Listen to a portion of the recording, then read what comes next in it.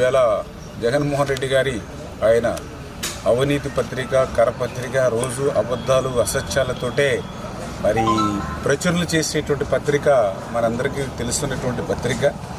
మరి ఈరోజు కూడా ఏదైతే వెలిగొండ ప్రాజెక్టు మీద మళ్ళీ మాట్లాడుతూ ఉంటే చాలా ఆశ్చర్యం కలుగుతున్నటువంటి పరిస్థితి. ఎందుకంటే ఈవేళ అబద్ధానికి హద్దులు సరిహద్దులు అనేవి ఏమీ ఉండవు. ఏమైనా మాట్లాడచ్చు, ఎలా అయినా సరే మాట్లాడచ్చు. అయితే అబద్ధాలు చెప్పేవారికి అపారమైనటువంటి జ్ఞాపక శక్తి ఉండాలి. మరి లేకపోతే వేరే వేరే సందర్భాల్లో వేరువేరుగా మాట్లాడి ప్రజలకు దొరికిపోయేటువంటి పరిస్థితి ఉంటుంది.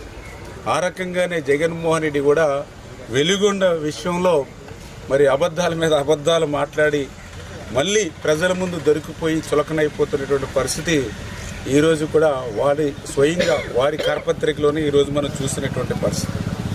ఎందుకంటే నేను కూడా వెలిగొండకి 3 సార్లు నేను క్షేత్రస్థాయి పర్యటనకి వెళ్ళా.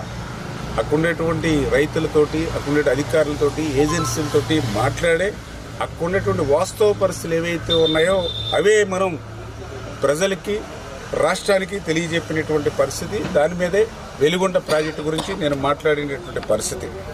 మరి అయితే అటువంటి వెలిగొండ ప్రాజెక్టు మీద మరి ఈరోజు వాళ్ళ అవినీతి పత్రిక ఏదైతే ఉందో, అబద్ధాలకు అర్ధసత్యాలకు వేదికైనటువంటి వాళ్ళ పత్రిక ఏదైతే ఉందో, మరి నిమ్మల వక్రీకరణలు, నిందారోపణలు అని చెప్పి ఈవేళ రాస్తూ ఉన్నారు.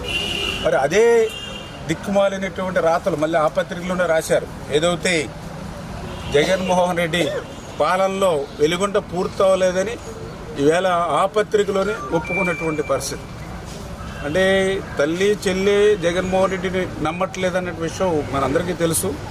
ఈరోజు వాళ్ళ పత్రిక కూడా జగన్మోహన్ రెడ్డిని నమ్మట్లేదనే విషయంగా ఈరోజు స్వయంగా వాళ్ళ పత్రికే మరి యొక్క ప్రాజెక్టు పూర్తవలేదని వాళ్లే ఒప్పుకున్నటువంటి పరిస్థితి.